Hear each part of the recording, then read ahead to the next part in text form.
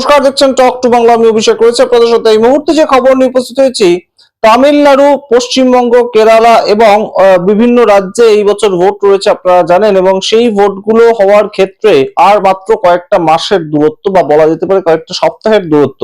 তো সেই ক্ষেত্রে এই মুহূর্তে পশ্চিমবঙ্গের উপর যেমন নজর রয়েছে, ঠিক তেমন ভাবেই ভারতীয় জনতা পার্টির নজরটা কিন্তু রয়েছে এই মুহূর্তে তামিলনাড়ুর উপরেও। এবং তামিলনাড়ু দক্ষিণের একটা রাজ্য, সেটাকে দখল করা একটা অন্যতম উদ্দেশ্য কিন্তু ভারতীয় জনতা পার্টির। কারণ হিন্দি বলার পার্টি, এই হিসেবে ভারতীয় জনতা পার্টির একটা স্ট্যাম্প কিন্তু লেগে গিয়েছে। শুধুমাত্র হিন্দি যে সমস্ত রাজ্যে বলা হয়, সেই সমস্ত রাজ্য ছেড়ে ভারতীয় জনতা পার্টি তাদের যে বিস্তৃতিটা সেটা করতে পারছে না। সেটা পশ্চিমবঙ্গের ক্ষেত্রে পারছে না, কেরালের ক্ষেত্রে পারছে না, কিংবা তামিলনাড়ুর ক্ষেত্রে পাচ্ছে না। তো সেই ক্ষেত্রে এই মুহূর্তে এআইডিএমকে তাদের সঙ্গে তো জোট রয়েছে ভারতীয় জনতা পার্টি, এবং এই মুহূর্তে আবারও তারা জোটবদ্ধ হচ্ছে বিধানসভা ভোটে লড়াই করবার জন্য। অন্য আরেকটা পার্টি, এই মুহূর্তে নতুন পার্টি এসেছে, ফিল্ম স্টার আপনারা জানেন সবাই, থালাপাতি বিজয়। তার যে নতুন রাজনীতিতে পদার্পণ করার পরে তাকে বারংবার সিবিআই দিয়ে পর্যন্ত ডাকা হয়েছিল। তো সেই পার্টির সঙ্গে কিন্তু বিজেপির একটা জোট হতে পারে। কিন্তু এই মুহূর্তে তামিলনাড়ুতে গিয়েছিলেন দেশের প্রধানমন্ত্রী নরেন্দ্র মোদী, এবং নরেন্দ্র মোদী গিয়ে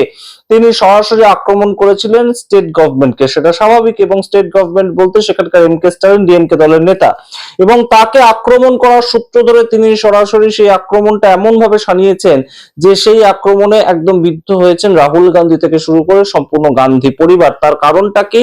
একদম প্রধানমন্ত্রীর কথা অনুযায়ী এমকে স্টালিন যাই করেন সেটা একটা পরিবারকে খুশি করবার জন্য করেন, এবং সেই কথার একদম পাল্টা উত্তর কয়েক মুহূর্তের মধ্যে দিয়েছেন এমকে স্টালিন, তামিলনাড়ুর মুখ্যমন্ত্রী। তার থেকেও গুরুত্বপূর্ণ একটা সিদ্ধান্ত তিনি নিয়েছেন, এবং সিদ্ধান্ত এই ধরনের সারা ভারতবর্ষ জুড়ে কোনো মুখ্যমন্ত্রীকে আমরা নিতে দেখিনি। একদম বিধানসভায় এমকে স্টালিন দাঁড়িয়ে মনরেগা অ্যাক্ট সেটাকে আবার ফিরিয়ে আনতে বলেছেন, এবং জি রামজি বিল তার সরাসরি বিরোধিতা করেছেন, এবং তিনি এই বিল মানবেন না, এই ধরনের একটা বক্তব্য উঠে এসেছে। এবং আগের যে 100 দিনের কাজ সেটাকে আবার ফিরিয়ে আনতে হবে। তার কারণ এই আগের 100 দিনের কাজের পারফরমেন্সের সূত্র ধরে তামিলনাড়ু অনেক এগিয়ে থাকা একটা রাজ্য কেন্দ্রের রিপোর্ট অনুযায়ী। সমস্তটা বিস্তারিত বলবো, তার আগে অবশ্যই টক টু বাংলা ইউটিউব চ্যানেলকে কাইন্ডলি সাবস্ক্রাইব করুন। আপনারা যারা দেখছেন, আমরা অত্যন্ত খুশি আপনাদের স্বতঃস্ফূর্ত ভিউয়ারশিপে, কিন্তু অবশ্যই সাবস্ক্রাইব না করলে আমরা আরো ছড়িয়ে যেতে পারবো না। এবং অবশ্যই কোনো পলিটিক্যাল পার্টি বা কোনো অ্যাডভার্টাইজমেন্ট কোম্পানি যেহেতু আমাদেরকে সাপোর্ট করে না আলাদাভাবে আর্থিকভাবে, সেই জায়গা থেকে আপনাদের সাহায্য আমরা অবশ্যই কামনা করি। তাই সাবস্ক্রাইব করতে ভুলবেন না টক টু বাংলা। এই মুহূর্তে সরাসরি প্রধানমন্ত্রী নরেন্দ্র মোদী যখন বলছেন যে এই এমকে স্টালিন একটা মাত্র দল, একটা মাত্র পরিবার, তাদেরকে খুশি করার জন্য কাজ করেন, তখন এমকে স্টালিন সঙ্গে সঙ্গে ডবল ইঞ্জিন সেটাকে নিয়ে কটাক্ষ করেছেন, এবং তিনি একদম লিস্ট করে বলে দিয়েছেন কোন কোন রাজ্য ডবল ইঞ্জিন স্টেট না হওয়া সত্ত্বেও অনেক এগিয়ে গিয়েছে। আপনাদেরকে বলি কি বলছেন তামিলনাড়ুর মুখ্যমন্ত্রী। Honorable Prime Minister sir, despite all the barriers imposed by the Union BJP government, Tamil Nadu has achieved the kind of development that history speaks of by shattering them. অর্থাৎ তামিলনাড়ু এই মুহূর্তে যে ধরনের ডেভেলপমেন্ট ঘটিয়েছে, সমস্ত ধরনের প্রতিবন্ধকতা থাকা সত্ত্বেও ইউনিয়ন গভর্নমেন্টের দ্বারা বা কেন্দ্রীয় সরকারের দ্বারা, তারপরেও সেটাকে হিস্ট্রি মনে রাখবে। তারপর তিনি বলছেন, think about it a little compared to the double engine states you mentioned, Uttar Pradesh, Madhya Pradesh, Bihar. তারপর হাইফেন দিয়ে তিনি বলছেন, Tamil Nadu, Kerala, Telangana, Karnataka and West Bengal, the states where your ধাপ্পা ইঞ্জিন বলতে ডবল ইঞ্জিনটাকে মক করে তিনি বলছেন, ধাপ্পা engine has not entered are the ones soaring high in development. একদম কোট যে কথাটা বলেছেন, যে আপনি যে রাজ্যগুলোকে ডবল ইঞ্জিন বলে চিহ্নিত করেছেন, উত্তরপ্রদেশ হতে পারে, মধ্যপ্রদেশ হতে পারে, সেই রাজ্যগুলোর থেকে অনেক গুণ এগিয়ে আছে যে রাজ্যগুলো ডবল ইঞ্জিন স্টেট নয়। তার মধ্যে কোন কোন স্টেটের কথা উল্লেখ করেছেন খুব গুরুত্বপূর্ণ ভাবে তিনি, ইন্ডিয়া অ্যালায়েন্সের মধ্যে থাকা যে স্টেটগুলো সেগুলোর কথা উল্লেখ করেছেন। তিনি পাঞ্জাবের কথা বলেননি কিন্তু, কারণ পাঞ্জাবে আপ সরকার ইন্ডিয়া অ্যালায়েন্সের মধ্যে নেই।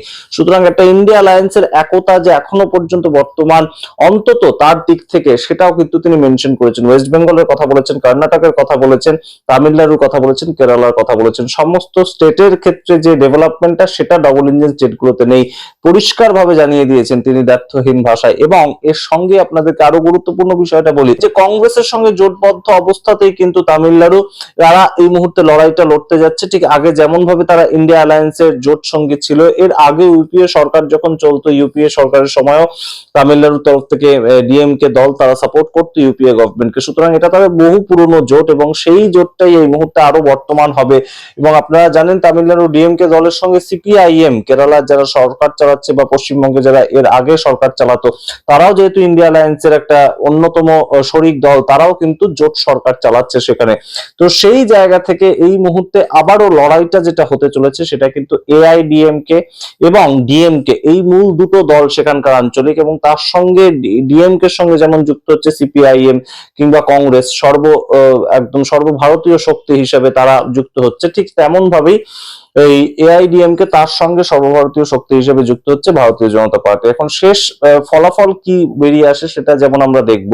তো অন্যদিকে আরেকটা বিষয় আপনাদেরকে হাইলাইট করে জানাই, এই মুহূর্তে মধ্যপ্রদেশের কথা তামিলনাড়ুর মুখ্যমন্ত্রী এম কে স্টালিন উল্লেখ করেছিলেন, এবং তিনি মধ্যপ্রদেশের কথা উল্লেখ করতে গিয়ে আমাদের আরেকটা ক্লু বেরিয়ে এসেছে এই মুহূর্তে। সেটা হচ্ছে যে মধ্যপ্রদেশে কয়েকদিন আগে আপনারা জানেন ইন্দোরে বহু মানুষ একদম দূষিত জলের জন্য মারা গিয়েছে, কারণ খাবার জলের সঙ্গে সোয়ারের জল মিশে গিয়েছিল, যেখানে মলমূত্রের জল মিশে গিয়ে বহু মানুষ মারা গিয়েছেন। তো এই ঘটনাটা আবারও মধ্যপ্রদেশে এই মুহূর্তে ঘটেছে। মধ্যপ্রদেশের মহু নামক এলাকায় 25 জন এই মুহূর্তে অসুস্থ হয়েছেন জলবাহিত রোগের দ্বারা, এবং তারা হসপিটালাইজড হয়ে রয়েছেন।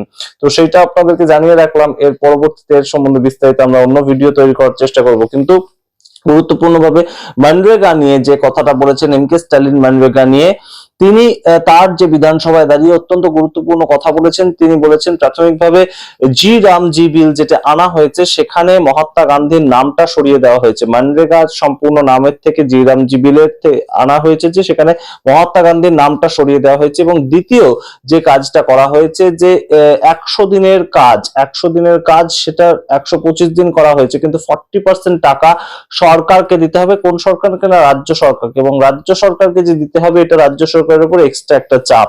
তো সেইখান থেকেও আপনারা বোঝার চেষ্টা করুন যে কংগ্রেস কয়েকদিন আগেই কিন্তু মনরেগা নিয়ে তাদের আন্দোলন শুরু করেছে। দিল্লিতে একদম রাহুল গান্ধী মাথায় কৃষকদের মতন মাথায় গামছা বেঁধে বৃক্ষরোপণ করেছেন, ইত্যাদি ঘটনা ঘটেছে। তো সেই আবহে দাঁড়িয়ে একদম মনরেগাটাকে ফিরিয়ে আনার কথা যেভাবে তিনি এম কে স্টালিন একদম বিধানসভায় দাঁড়িয়ে বললেন, সেটা কিন্তু খুব গুরুত্বপূর্ণ এই মুহূর্তে একটা প্রেক্ষাপট রচনা করে। তার কারণ জি রামজি বিল যেভাবে রাজ্য সরকারের উপর 40% টাকার দায় চাপিয়ে দেয়, সেটা কিন্তু রাজ্য সরকার হিসাবে এম কে স্টালিন যেমন বলছেন, একই কথা বলছেন মুখ্যমন্ত্রী মমতা বন্দ্যোপাধ্যায়, একই কথা কিন্তু আমরা দেখতে পেয়েছিলাম বিজেপি সরকারের সাথে শরিক দল হিসেবে থাকা অন্ধ্রপ্রদেশ থেকে চন্দ্রবাবু নাইডু এসেও বলে গিয়েছিলেন।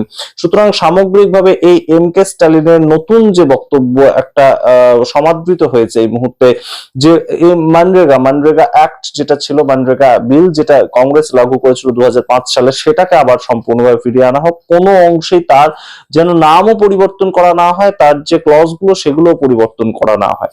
খুব গুরুত্বপূর্ণ কিছু বক্তব্য তার। এবং অবশ্যই নরেন্দ্র মোদীকে যেভাবে উত্তর ফিরিয়ে দিয়েছেন তাতে বোঝাই যায় যে কেরালা এবং অবশ্যই তার সঙ্গে তামিলনাড়ু, এই স্টেট গুলোতে কিন্তু এখনো ভারতীয় জনতা পার্টির একমাত্র দাঁত ফোটাতেই বেশ খানিকটা চাপ থাকবে। আপনারা কি মনে করেন সামগ্রিক রিপোর্টের ভিত্তিতে অবশ্যই কমেন্ট বক্সে কমেন্ট করুন। দেখতে থাকুন টক টু বাংলা। অবশ্যই টক টু বাংলা ইউটিউব চ্যানেলকে সাবস্ক্রাইব করতে ভুলবেন না। ধন্যবাদ।